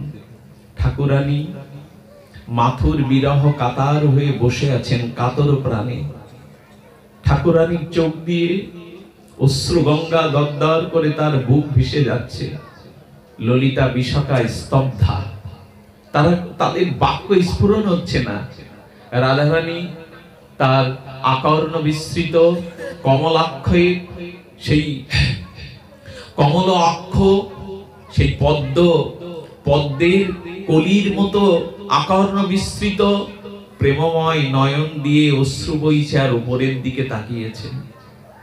উপরের দিকে তাকিয়ে দেখে এক বায়স, এক কাকটাকে বলছেন, হে ভ্রাত, হে বন্ধু, আমি হাত জোর করে একটা নিবেদন করছি তোমায়, তুমি আমার ইচ্ছাটা পূর্ণ করো। স্বয়ং প্রেমবতী রাধারানী এক কাককে বলছেন, হে ভ্রাত, হে বন্ধু, আমার মনে হয় তুমি মথুরার দিকে চেয়ে আসো, মানে মথুরায় উড়ে যাবে। আমার একটা বার্তা, আমার একটা সংবাদ প্রাণনাথকে দেবে, প্রাণবধূকে দেবে। কতটা সরল হলে, কতটা আরতি উৎকণ্ঠা হলো। রাধারানী বায়স এক চণ্ডাল কাককে বলছেন। কাকটা যেন ঠাকুরানীর দুঃখের ভারাক্রান্ত অশ্রু সজল নয়নের দিকে তাকিয়ে বলছেন, বলো কি বার্তা দিতে হবে। কাক, এক্ষুনি উড়ে যাও, প্রাণবন্ধুকে গিয়ে বলো রাধারানীর দেহ ঘরে কৃষ্ণ বিরহের অনলে দাও দাও করে জ্বলছে রাধারানীর দেহ ঘরটা। আর কি বলবো? বলবে কোন গোয়াল ঘরে যদি আগুনে দগ্ধীভূত হতে থাকে, দাও দাও করে জ্বলতে থাকে, আর মালিক যদি বাইরের থেকে দরজার শিকলটা টেনে দিয়ে দেয়, তবে সেই গাভীটা পুড়ে মরা ছাড়া তার যেমন কিছু করার থাকে না। তাকে গিয়ে বলো রাধারানীর দেহরূপ ঘরে কৃষ্ণ বিরহের অনালে দাও দাও করে আগুন জ্বলছে, সব এই প্রাণ পশুটা পুড়ে খার হয়ে যাবে। তাকে একটু বলো শিকলটা খুলে দিয়ে যেতে, এই যে কাল আসবো বলেছে, আসার শিকলটা তাকে খুলে দিতে বলো। কাকটা উড়ে গেল। রাধারানী ওর দিকে তাকিয়ে আছে, প্রাণবধূকে খবরটা দাও। রাধারানী আরেকটু তার উদাস অশ্রু সজল নয়নে দেখছে, পাশে একটা বৃক্ষের শাখাতে সুখ বসে আছে। সুখ, তুইও নীরব কেন? তোর কণ্ঠে কেন ললিত বিহঙ্গ রাগ নাই? সুখ যেন ব্যথায় ব্যতীত হয়ে রাধারানীকে বলছেন, যার জন্য গান সে তো ব্রজে না, যার জন্য সুর, যার জন্য গান সে তো ব্রজে নাই ঠাকুরানী। ও তাহলে তুই আমারও ব্যথায় ব্যথিত, দুইজনে সমব্যথী যখন, তুই আমার প্রাণ, তুই একটা জিনিস জানাতে পারিস আমায়। বলছেন কি জানাবো ঠাকুরানী, বলো কি জানাবো। আচ্ছা সুখ কতটা সরল হলে এই কথা জিজ্ঞাসা করা যায়। সুগ্রে, মথুরায় কি রাত্রি হয় না? ঠাকুরানী জানে না কোথায় বিরহ আরতিতে মথুরায় কি রাত্রি হয় না? কেন ঠাকুরানী, রাত্র তো সবখানেই হয়। মথুরায় যদি রাত্রি হতো তাহলে সকাল হলে কাল হতো। তার অঙ্কুরে রথে উঠে যখন তিনি যাচ্ছিলেন, আমি তো ধুলায় লুটিয়ে পড়েছিলাম। সে তার সখাকে দিয়ে জানিয়েছিল কাল আসবো, না হলে পশু আসবো, যাও ঘরে ফিরে যাও। আমার মনে হয় মথুরায় যদি রাত হতো তাহলে ভোর হতো, ভোর হলে কাল হতো, কাল হলে প্রভু আসতো। সুখ ঝরঝর করে কাঁদছে রাধারানীর বিরহে। ললিতা, তখন ললিতা বিশাখা পাশে থেকে বলছেন রাধে একটু শান্ত হও। আচ্ছা আচ্ছা ললিতা বলতো, বিশাখীকে বলতো। আমার মনে হয় মথুরায় প্রাণনাথের যারা প্রেয়সী স্ত্রীবৃন্দ, রুক্মিণী, সত্যভামা, জাম্বুবতী, এরা খুব শিক্ষিতা, এরা সেবা পরায়ণা, এরা খুব সেবা পটু। আমার কি মনে হয় ললিতা জানিস, আমি তো গোয়ালিনী, আমি তো তাকে কোনোদিন সুখ দিতে পারিনি, সেবা দিতে পারিনি। ওইখানে তার মহিষী বৃন্দ বড় সেবায় রতিমতী তাদের। রাধারানী এমন একটা কথা বলে বসলেন ললিতার হাত ধরে, ললিতা বড় ভালোবাসা পেলে ছোট ভালোবাসাকে ভুলে যায় সবাই। ওইখানে প্রাণনাথ বড় ভালোবাসা পেয়েছে, ছোট ভালোবাসার কথা তার মনে থাকবে কেন? আমি তো তাকে ভালোবাসতে পারিনি, প্রাণ উজাড় করে তাকে নিবেদন করতে পারিনি। আমার মনে হয় বড় ভালোবাসা যারা পায় তারা পেছনের ছোট ভালোবাসাকে ভুলে যায়।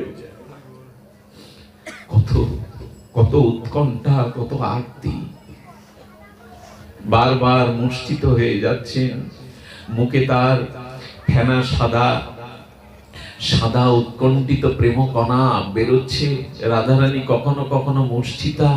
ললিতা বলছেন, রাধে তোর কৃষ্ণ বিরহের গোপন কথা একটু আমাদের সাথে বল, প্রিয়জনের সাথে মনের কথা খুলে পড়লে হৃদয়টা একটু হালকা হয়। রাধারানী সেদিন বলেছিল, আর কখনো শুনতে চাইবি না কৃষ্ণ বিরহ আমার ভেতরে, আর কখনো শুনতে চাইবি না, মহা অনর্থ ঘটে যাবে। ওরে আমি যদি বাক্যের দ্বারা, নিঃশ্বাসের দ্বারা কৃষ্ণ বিরহের ব্যথাটা প্রকাশ করি, এই অনন্ত ব্রহ্মাণ্ড পুড়ে ছাই হয়ে যাবে, আর কখনো শুনতে চাস না। এ কথা মিথ্যা নয় মা। রূপ গোস্বামী পাদ, ভাগবত আচার্য চরণ, পণ্ডিত রঘুনাথ আমাদের ভাগবত পাঠ শুনছে রাধা কুণ্ডে বসে। সেই ভাগবত শাস্ত্রী যখন ভাগবত পাঠ করে রাধা বিরহের কথা উত্তাল তরঙ্গায়িত সেই বিরহ ব্যথার বিষম কথা পাঠ করছেন, তখন রূপ গোস্বামীর মাথার উপরে গাছ থেকে একটা কাঁচা পাতা ঝরে পড়ছে। পাতাটা যেই রূপ গোস্বামীর মাথার দুহাত উপরে এলো, তপ করে আগুন লেগে পুড়ে ছাই হয়ে গেল। চোখে জল নাই, জলটা চেপে রেখেছেন ভেতরে। সেই তাপটা মাথার উপর দিয়ে, রাধা বিরহের তাপটা এমন তাপদগ্ধ হয়েছে, কাঁচা পাতাটা পুড়ে ছাই হয়ে গেল, তপ করে আগুন লেগে গেল। আমাদের উৎকণ্ঠা নেই, আমাদের ব্যাকুলতা নেই। ভজনে ব্যাকুলতা দরকার, উৎকণ্ঠা দরকার। দাদা বসে আছেন, বাংলাদেশকে ভাগবতের রসে ভাসাইছিলেন প্রয়াত নির্মল দা। আমাকে একবার বলছেন মনিরামপুরে গৌরাঙ্গ ভবনে, দাদা ভাই গোপনে ডেকে বলছেন, দাদা ভাই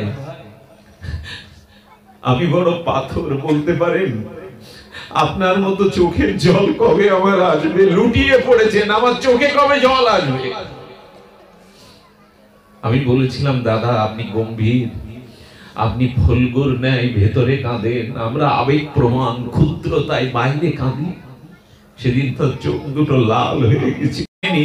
আর যার নাম গুণকীর্তন একদিন করেছি তিনি আমার রূপে উপস্থিত থেকে এইখানে আমার চাকরি যদি করতে হয় মাস্টার মশাই গোবিন্দের চাকরি করব আজ থেকে, অন্য চাকরি নয়। উৎকণ্ঠায় হরিদাস বলছেন, স্যার কোথায় দাঁড়িয়েছিল, কোথায় দাঁড়িয়েছিল আমার রূপ ধরে যিনি এসেছেন, কোথায় দাঁড়িয়েছিল? ওই ধোলাটে শুধু গড়াগড়ি দিয়ে নিজেকে ধন্য জ্ঞান করলেন। উৎকণ্ঠা চাই, ব্যাকুলতা চাই। শুনেছিলাম এক মহারাজের মুখে এই উৎকণ্ঠার এক চরম পরম দিনের কথা। এক গরিব কৃষক ছিল, জানেন, সত্য ঘটনা। ওনার পাশের গ্রামে ভাগবত পাঠ হচ্ছে, হরিনাম হচ্ছে। ওই গরিব কৃষক এত দিন দরিদ্র, একদিন দিন মজুরি না খাটলে তার হাড়ি জ্বলে না, সন্তানদের মুখে স্ত্রীর মুখে কিছু ওঠে না। ধান রোপণ করছেন, গ্রামের মেঠো ধরে বৈষ্ণবরা এই তিলক মালা চঞ্জিত নামের মালা নিয়ে চলেছেন, যেন পংক্তি বলাকা উড়ে যাচ্ছে। ও তখন ধান রোপণ ত্যাগ করে বৈষ্ণবদের চরণ বদন দর্শন করে ঝরঝর করে কাঁদছেন। ইচ্ছা ছিল তো একদিন ভাগবতে যাওয়ার। উৎকণ্ঠা চাই, ব্যাকুলতা চাই।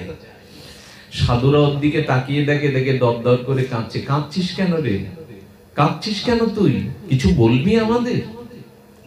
হে বৈষ্ণব ঠাকুর, অনেক দিনের বড় স্বাদ ছিল একটু সাধু সঙ্গ হরিকথা শ্রবণের। আরে তাতে কি হয়েছে, আয় আমাদের সাথে আয়। বললেন এই কাজটা না করলে হাড়ি জ্বলবে না। বললেন আজ হাড়ি জ্বালানো লাগবে না, আমরা তোকে প্রসাদ দিয়ে দেবো, হাড়ি জ্বালানো লাগবে না, তুই কাজ করতে যা। আমরা দাঁড়িয়েছি বাড়ি থেকে, একটু গাটা ধুয়ে একটু ধুতিটা পরে আয় তো, একটা সাদা কাপড় থাকলে পরে আয় তো। ও গিয়ে স্নান করে স্ত্রীকে বলছে কাপড়টা দাও। সাদা কাপড়টা একটু দিয়ে উনি যখন পরছেন তখন স্ত্রী বলছে কোথায় যাবে, বাজার করে আনোনি? বলে না, আজ আমার জীবনের চরম দিন, বাধা দিও না, ক্ষমা চাইছি তোমার কাছে, আজ তোমাদের মুখে কিছু দিতে পারবো না, কিন্তু আমার ইচ্ছাকে আজ বাধা দিও না। বৈষ্ণবরা দাঁড়িয়ে আছে, আমি তাদের সাথে একটু সংকীর্তনে ভাগবত পাঠে যাব, এইটুকু আজকে সামলে নাও, একদিন না খেয়ে থাকলে কেউ মরবে না। স্ত্রী স্বামীর দিকে তাকিয়ে বলছে আমার দিকে তাকাও। দেব দ্বিজ ব্রাহ্মণকে সাক্ষী করে আমাকে ঘরে এনেছিলে, আমি তো তোমার অর্ধাঙ্গিনী। আমি আজকে তোমার কাছে ছেলে মেয়ের জন্য খাদ্য চাইবো না, চাইবো তোমার সাথে আমাকে নাও না, একটু আমাকে নিয়ে নাও। আর যদি এভাবে ভজনে না যাওয়া হয় আমাকে নিয়ে নাও। স্ত্রী যখন ওই তোলা কাপড়টা পরে প্রস্তুত নিয়েছেন, একটু তিলকটা কপালে দিয়ে, ষোড়শী যুবতী মেয়ে উপস্থিত, ছেঁড়া জামা গায়ে। বাবা মা তোমরা ভাগবত শুনতে যাচ্ছ, আমাকে নেবে না? মারে তোর তো কোনো ভালো পোশাক নেই, ছেঁড়া জামা পরে তো ওখানে যাওয়া যাবে না। মেয়েটা তখন বাবাকে বলছে, বাবা কোন সংসারে যাব, কার হাতে দেবে, তারা হয়তো কৃষ্ণ বিমুখ, আমাকে যেতে দেবে না, আমাকে ভজন করতে দেবে না, আজ অন্তত একটু সাথে নাও। মেয়েটাকে তখন মা বলছে, দুর্ভাগ্যবশত আমার পেটে এসেছিলি, আমার সংসারে এসেছিলি, ভালো একটা কাপড় তো তোকে দিতে পারিনি, এই পোশাকে যাবি কি করে? মেয়েটা বলছে, মা একটু দাঁড়াও, আমার পাশে ওই যারা ধনী আছে, ও তো আমার বয়সী, ওর অনেকগুলো শাড়ি কাপড় আলমারিতে তোলা আছে। একটা চাওয়ার সাথে সাথে বলল, কোথায় যাবি? এই কাপড় পরবার সৌভাগ্য তোর হয়নি, আর ওইখানে তো সব ধুলা, ধুলার উপরে বসতে এই কাপড়ে ধুলো মাখানো যাবে না, একটা 10-12 হাজার টাকা দাম। বিফল মনোরথে চোখের জলে যখন চলে আসছে, ওই বাড়ির দাসীটা ডাকলো, গোপনে নিজের পূজায় কাপড়টা পেয়েছিল মালিকের কাছ থেকে, বলল, দিদি আমার তো ভাগ্য নেই, এই কাপড়টা পরে তুই যা, আসার সময় আঁচলে করে একটু ধুলো আনিস, বৈষ্ণবদের ওই ধুলোয় মেখে যেন আমিও কৃপা পেতে পারি। এই হলো উৎকণ্ঠা। শান্তিদা বলছিলেন, উনি একজন আচার্য, ভাগবত আচার্য, উনি আমাদেরও শিক্ষানবিশ। উনি অনেক মায়েদের এই হরিদাস ঠাকুরের এই দিব্য মহিমা তার ভজনস্থলীর জন্য চলে এসেছেন কোথা থেকে? এই যে উৎকণ্ঠা, এই যে ভজনে আত্মী, এটা কই আমাদের? খেয়ে পরে বেশ তো ভালো আছি, গৌরাঙ্গ বলিতে হবে পুলক শরীর কই? গৌরাঙ্গ বলতে তো শরীর পুলকিত হয় না, হরি হরি বলিতে নয়নে বহে নীর কই? চোখে তো অশ্রু নেই, উৎকণ্ঠা নেই, ব্যথা নেই, বিরহ নেই। সমৎকণ্ঠা হরিদাস ঠাকুর সারাটা জীবন হরিদাস ঠাকুর এই উৎকণ্ঠায় চোখের জলে ভাসিয়েছেন। আমাদের উৎকণ্ঠা কই মা? যেদিন সমুদ্রের তীরে স্বর্গদুয়ারে আনবে বলে সিদ্ধ বকুলের তলায় সেই বিমানে চড়িয়ে হরিদাসের দেহটাকে, চিন্ময় দেহটাকে নেবে, হঠাৎ দেখছে বকুল গাছ থেকে ঝরঝর করে কয়েক ফোঁটা জল আর বকুল ফুল ঝরে পড়ছে হরিদাসের দেহের উপরে। কেন জানো মা? ওই সিদ্ধ বকুল, তার তলে বসে ঠাকুর হরিদাস রূপ সনাতন মহাপ্রভু তো আসতেন, সেই সঙ্গ থেকে বঞ্চিত হয়ে আজ হরিদাস চিরজীবনের মতো প্রস্থান করছেন। তাই সিদ্ধ বকুল কেঁদে কেঁদে বলছেন, ঠাকুর আর তো কেউ মধুমাখা নাম শোনাবে না, আর তো কেউ এখানে সৎসঙ্গ মহিমা আমি পাবো না। প্রভু তোমাকে ছায়া দেওয়ার জন্য, তোমাকে ছায়া দেওয়ার জন্য, রোদ বৃষ্টি থেকে রক্ষা করবার জন্য ঠাকুর হাতে করেই আমাকে সৃজন করেছিল। প্রভু তুমি চলে যাচ্ছ, আমি হরিনাম কার কাছে শুনবো? সিদ্ধ বকুল তখন যাওয়ার বেলায় দুফোঁটা চোখের জল আর বকুল ফুল দিয়ে বিদায় দিয়ে কাঁদছে আর বলছে, প্রভু আমি অনাথ হয়ে গেলাম, আমি আর হরিনাম থেকে বঞ্চিত হলাম, আমি আজ অনাথ হলাম। সিদ্ধ বকুল কাঁদছে, কাঁদলাম না শুধু আমরা। সমুদ্রের তীরে হরিদাসের দেহটা যখন রাখলেন মহাপ্রভু, সমুদ্রে হু হু করে তরঙ্গায়িত বাতাস বইছে, যেন তরঙ্গের শোকের বাতাস বইছে। সমুদ্র বলছেন, ও ঠাকুর আর তো কেউ এমনি করে নাম শোনাবে না, সমুদ্র তীরে বসে আনন্দের নাম এমনি করে তো কেউ শোনাবে না। উৎকণ্ঠা, শ্রীকৃষ্ণ চৈতন্য মহাপ্রভুর উৎকণ্ঠা। উনি তিন দিকে প্রাচীর আর সিংহ দুয়ার লঙ্ঘন করে বাইরে এসে কত ক্রন্দন করছেন, অস্থি মজ্জা বিগলিত হয়ে কর্মাকৃত হয়ে যাচ্ছেন। এই সমুৎকণ্ঠা আমাদের নাই। আর কি বলেছেন? নাম গানে সদা রুচি।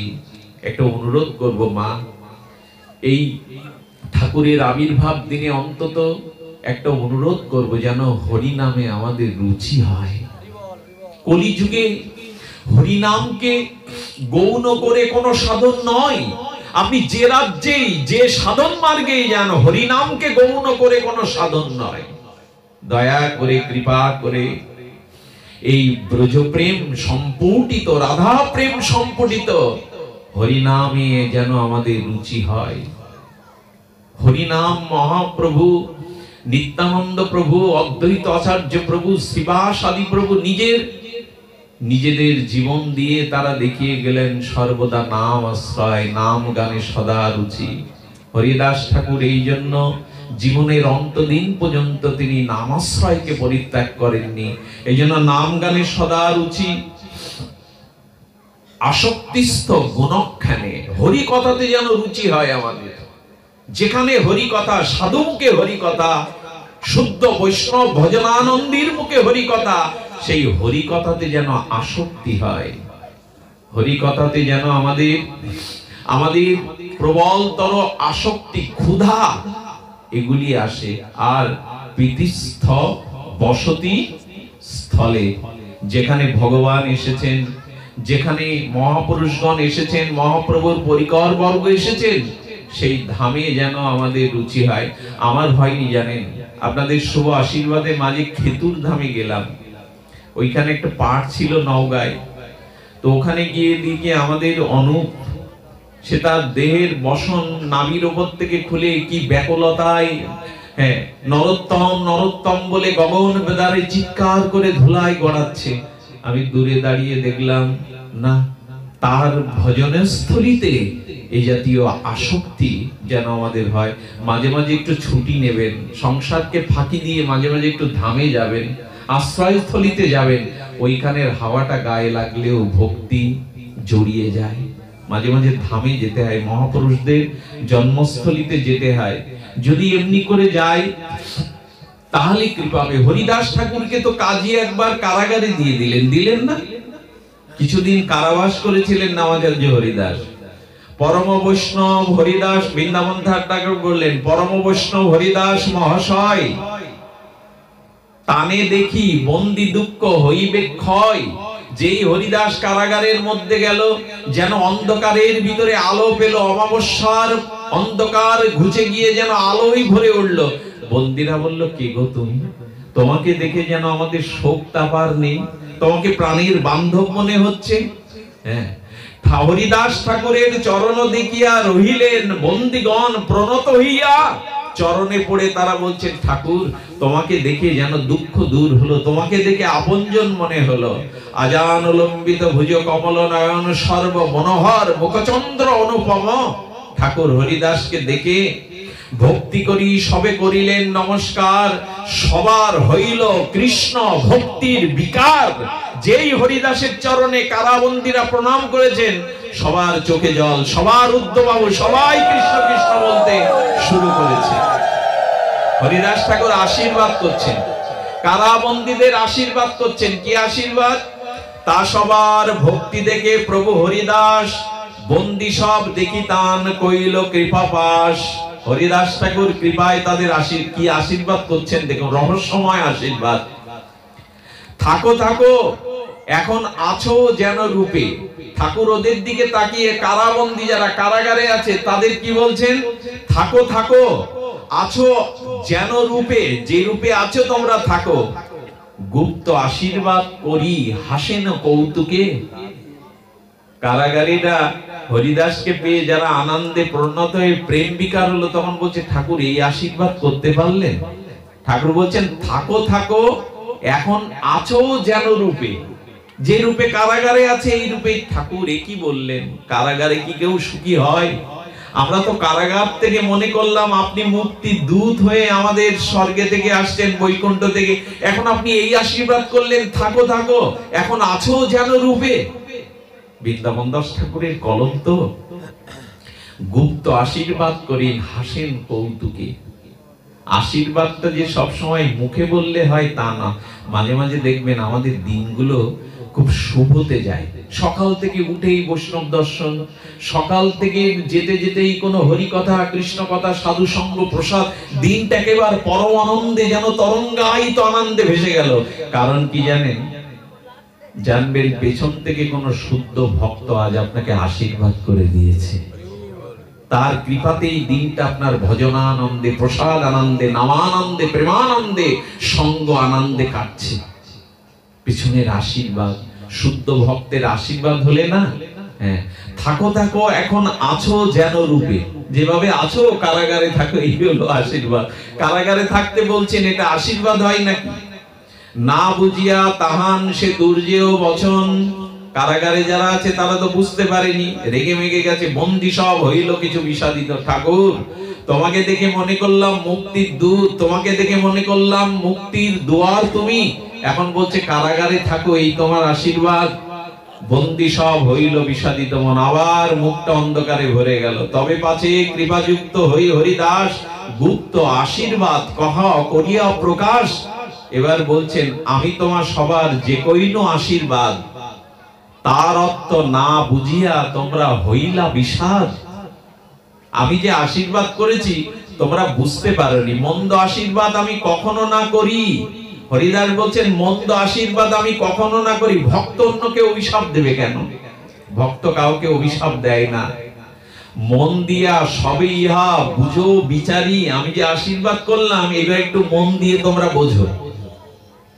হরিদাস ঠাকুরের এই গুপ্ত আশীর্বাদের রহস্য বলছেন, তোমরা এবার একটু বিচার করো। আমি যে আশীর্বাদ করলাম, এবে কৃষ্ণপতি তোমার সবাকার মন যেন আছে এই মতো থাকুক সর্বক্ষণ। হরিদাস বললেন কি, থাকো থাকো এখন আছো যেন রূপে।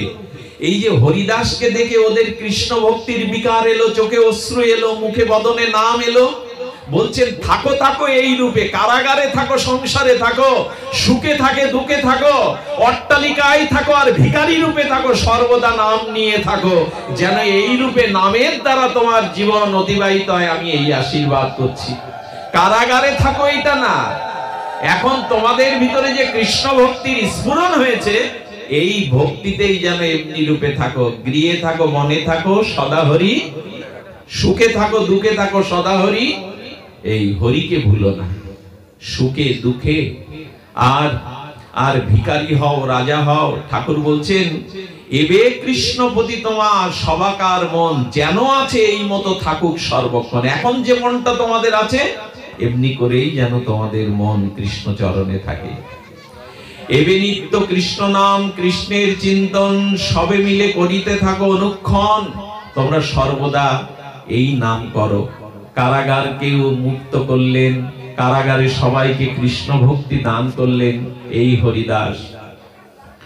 বিষয় আবিষ্ট মন বড়ই জঞ্জাল, স্ত্রী পুত্র মায়াজল, এই সব কাল হরিদাস ওদের বোঝাচ্ছেন আর বাইরে যাওয়ার চিন্তা করো না, আর সংসারের চিন্তা করো না, বিষয় আবিষ্ট মন বড়ই জঞ্জাল।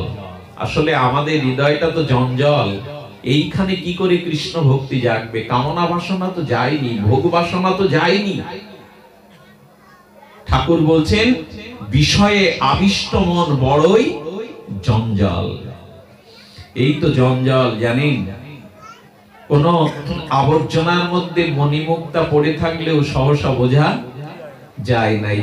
জঞ্জাল, কামনা বাসনার জঞ্জালে রূপান্তরিত হয়েছে। স্ত্রী পুত্র মায়াজাল, এই সব কাল বাবা। এই জন্য বাবা যতটুকু হয়েছে হয়েছে,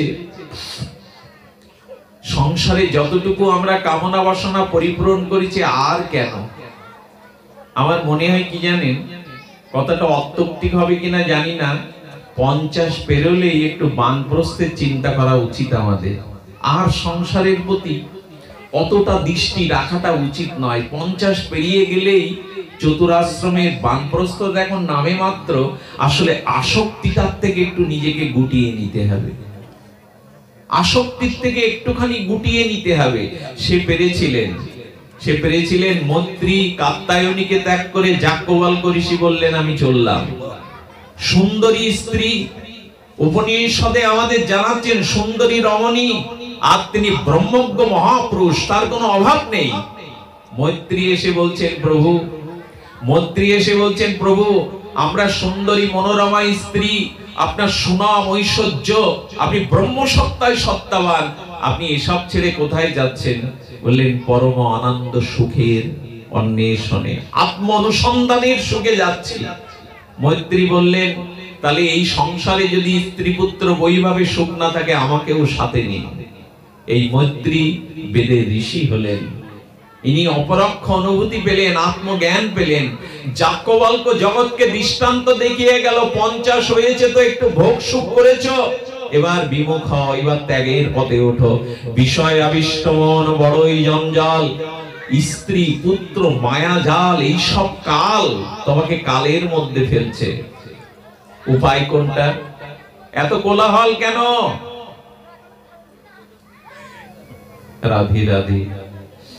দৈবে কোন ভাগ্যবান যদি সাধু সঙ্গ পায়, এই হরিদাস ঠাকুর বলছেন তোমাদের এই স্ত্রী পুত্র মোহ বিষয় জঞ্জাল দূর হবে কি করলে? দৈবে কোন ভাগ্যবান যদি সাধু সঙ্গ পায়, বিষয়ে আবিষ ছাড়ি কৃষ্ণকে ভজায়। যদি সাধু সঙ্গ হয়, যদি মহৎ অনুগ্রহ হয়, তবে বিষয় থেকে তোমরা কৃষ্ণ ভজনে মন দিতে পারবে। সাধু কৃপা, বৈষ্ণব কৃপা, মহতের অনুগ্রহ, তাছাড়া তো হওয়ার সম্ভব নয়। সেই সব অপরাধ হবে পুনর্বার, বিষয়ের ধর্ম এই শোনো সার। বন্দি থাকো এন আশীর্বাদ নাহি করি, বিষয় পাশর অহর্নিশ বল গৌর হরি প্রেম হরি। বন্দি থাকো ক্ষতি নেই, কিন্তু হরি বলো, হরি বলো। শুধু ভক্তগণ, ঠাকুর হরিদাসের মহামহিমা বলবার দুঃসাহস আমার নাই। তার দিব্য চরিত মালা আমরা কজনই বা এই অমৃত সাগর থেকে আস্বাদন করতে পারি না। তবে চৈতন্য পায়া হরিদাস মহাশয় 83 উঠিলেন পরমানন্দময়। কতটা তার আবেশিক্ত। সেই কালী যেদিন ভাসিয়ে দিয়েছিল কাজীর দুধরা, মুখে তার কৃষ্ণ কৃষ্ণ, শরীরটার সার নেই, কিন্তু বদনে তার কৃষ্ণ কৃষ্ণ কৃষ্ণ এই আবেশ। আসলে গৌরীয় নাম ভজন যারা আশ্রয় করেছে, এই নাম মহিমাকে যারা একবার একটু হৃদয়ে স্থান দিয়েছেন, তাদের কীর্তির কথা কি বলবো। সনাতন গোস্বামী যে বৃক্ষের তলে বসে কিছুদিন নাম করেছিলেন, উনি দেহ রক্ষার পরে গাছের ভেতরে নাম অঙ্কিত পাওয়া গিয়েছিল।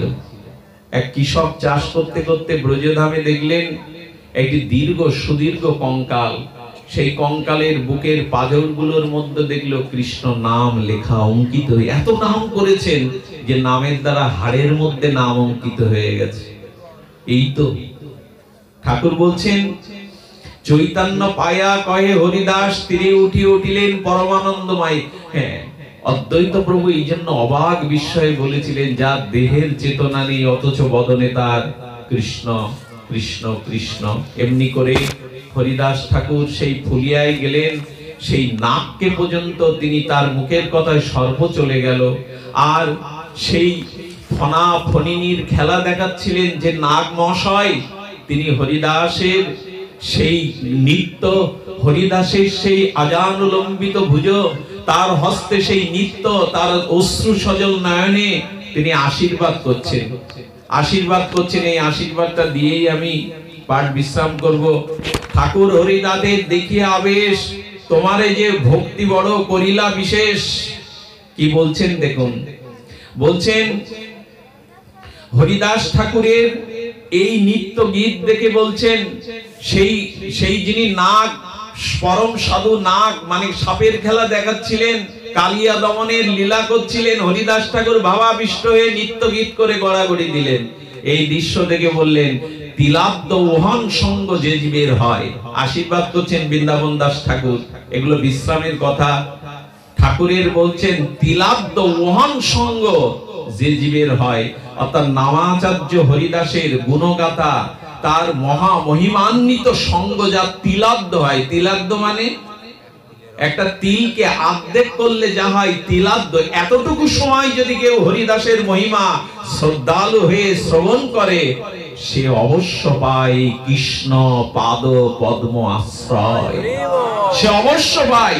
এই বৃন্দাবন দাস ঠাকুরের কথা, কলির ব্যাস অবতারের কথা মিথ্যা নয়। তিলাব্দ মহান সঙ্গ যে জীবের হয়। বাবা, একটি তিলকে, ক্ষুদ্র তিলকে অর্ধেক অংশ করলে যেটুকু হয়, এইটুকু সময় যদি কেউ হরিদাসের গুণমহিমা শ্রবণ কীর্তন করে, তার সঙ্গ করে, সে অবশ্য পায় কৃষ্ণ পাদ পদ্ম আশ্রয়। যারা এসেছেন তারা ভাগ্যবান। তিলাব্দ সময় যদি ঠাকুরের কথা কেউ শ্রবণ করতে পারে, এই নিষ্কপট অপ্রাকৃত সহজ প্রেমিক ও শুদ্ধ ভক্ত, এই ভক্তের গুণ মহিমা যে একবার শ্রবণ করতে পারে, তার তিলাব্দ পরিমাণ কৃপা হয়। সকৃত যে বলিবে হরিদাস নাম। এই দেখুন কেন হরিদাসের মহিমা এসছেন আপনারা। কি বলছেন, ব্রহ্মা শিব হরিদাস হেন ভক্ত সঙ্গ গো। আজ অনেক দূর থেকে এই নিরাবিল নির্মল অপ্রাকৃত নির্সর্গিক বৈকুণ্ঠের দুধের ন্যায় এখানে যে পরিবেশ তৈরি হয়েছে, যাদের দ্বারা আপনাদের অনুকম্পায় কৃপায়, কি বলছেন শুনুন বৃন্দাবন দাস ঠাকুর, ব্রহ্মা শিব হরিদাস হেন ভক্ত সঙ্গ, নিরবধি করিতে চিত্তের বড় রঙ্গ। শিব ব্রহ্মা বলছেন, যদি জগতে হরিদাসের সঙ্গ পেতাম, আমরাও পুলকিত হয়ে নৃত্য করতে পারতাম। ব্রহ্মা শিব মানছেন। আরে ব্রহ্মা, তোমারই তো অবতার হরিদাস, তুমি সঙ্গ চাচ্ছ কেন? বলে, আমি যে লোকে বাস করি সে লোকে হরিনাম নেই, সে লোকে বৈষ্ণব নেই, সে লোকে প্রেম নেই। সত্য লোকে হরিনাম কোথায়? মহাপ্রভুর ব্রজ প্রেম কোথায়? কথাগুলি কি আমার বানানো? কথাগুলি কি সাহিত্যিকের ভাষায় লেখা? ব্যাস অবতার বৃন্দাবন, ব্যাস অবতার কে জানেন? কার কথা বলছি জানেন? মহাপ্রভু শিবা সঙ্গনে সেই তাম্বুল সেবনকৃত চর্বিত তাম্বুল প্রসাদ, নারায়ণী সেবা করত, মহাপ্রভু নিতাইকে সেবা করত। নারায়ণী ভাতুষপুত্রী, শ্রীবাসের বিধবা ভাতুষপুত্রী, মহাপ্রভু চর্বিত তাম্বুল চর্বণ করে প্রসাদ দিলেন, নাম নারায়ণী নাম। হাত বাড়িয়ে যেই ভক্ষণ করলেন, নিত্যানন্দ প্রভুকে প্রণাম করছেন, প্রসাদ পেয়ে প্রেমে টগবগ হয়ে অবধূত ঠাকুরকে প্রণাম করছেন। অবধূত ঠাকুর মাথায় হাত দিয়ে বললেন, পুত্রবতী ভব, সৎপুত্রের মা হও। অবধূত ঠাকুরের দিকে তাকিয়ে নারায়ণ বলেছে, আমি বাল বিধবা, আমাকে অভিশাপ দিলেন অবধূত ঠাকুর, বিধবার গর্ভে সন্তান হবে, আমাকে আপনি অভিশাপ দিলেন। অট্ট হেসে আর নির্মল এই প্রেমানন্দ সদা আনন্দ বিচিত্র বৈচিত্র অবধূত শঙ্কর্ষণ নিত্যানন্দ বললেন, আমার আশীর্বাদ দ্রুতই ফলবতী হবে, তুমি এক মহাপুরুষের জন্ম দেবে। হরিদাস ঠাকুর চিন্তায় পড়ে গেলেন, সমাজের তখন কঠোর অবস্থা। কথায় কথায় এই পার্শ্ববর্তী হিন্দুরাই তো হিন্দুদের শত্রু। এরা গিয়ে বলল, ঘরে দোপ দিয়ে মহাপ্রভু কীর্তন করে সারা রাত, কাজী বিচার করুন, বিধবার গর্ভবতী হয়েছে, বিধবার গর্ভে সন্তান, আপনি বিচার চাই। হিন্দুরাই বিচার দিল। এটাই তো জাতীয় শত্রু, হিন্দুর শত্রু তো হিন্দুরাই। সেই তখন সবাই গিয়ে বিচার দিচ্ছে, বিচার করুন। কাজী তখন ডাকালেন, শ্রীবাসকে ডাকালেন, নারায়ণীকে খাড় করে দাঁড়িয়ে রাখলেন। অগ্নির মতো ছড়িয়ে গেল সংবাদটা, অবধূত নিত্যানন্দের কানে গেল। নিত্যানন্দ যেন উড়ে গেলেন। কাজী গিয়ে বলছেন, আপনি দণ্ডদাতা, আপনি বিচারক, আপনি রাজা, শাসনকর্তা, কিন্তু আপনি আগুন নিয়ে খেলছেন, আগুন নিয়ে খেলবেন না। আগুন, অবধূত ঠাকুর ক্রোধান্বিত হয়ে বলছেন, আপনি আগুন নিয়ে খেলবেন না। ওর গর্বে কে দেখতে চান, আপনি শুনতে চান? অবধূত ঠাকুর তখন ওর দিকে তাকালেন, গর্বের দিকে। গর্বের থেকে বেদ মন্ত্র ধ্বনিত হতে লাগলো, সারা ঘর ভরে গেল বেদ মন্ত্রে। গর্বের থেকে বেদ মন্ত্র ধ্বনিত হতে লাগলো। সেই অপ্রাকৃত বেদ বৈদিক মন্ত্রে বাতাবরণ ভরে গেল। কাজী উঠে দাঁড়ালেন, উঠে দাঁড়িয়ে প্রণাম করে বলছেন, কে তুমি দেবী? তোমার গর্ভের সন্তান বেদস্তুতি করছে, কে তুমি? বলেন, ওর গর্ভে এক দিব্য মহাপুরুষ, ইনি ব্যাস, স্বয়ং ব্যাসদেব, ব্যাস অবতার হয়ে বৃন্দাবন দাস ঠাকুর হয়ে আসছেন। কাজী প্রণাম করে পালকিতে করে শ্মশানে পাঠিয়ে দিলেন। তারই কথা এটা। সেই বৃন্দাবন দাস ঠাকুরের এই, যদি চৈতন্য ভাগবত না পড়েন, তাহলে চৈতন্যক্ষ প্রেম দেবতা নিত্যানন্দ তত্ত্ব আমরা বুঝতে পারবো না। এই ব্যাস অবতার বললেন, ব্রহ্মা শিব হরিদাস হেন ভক্ত সঙ্গ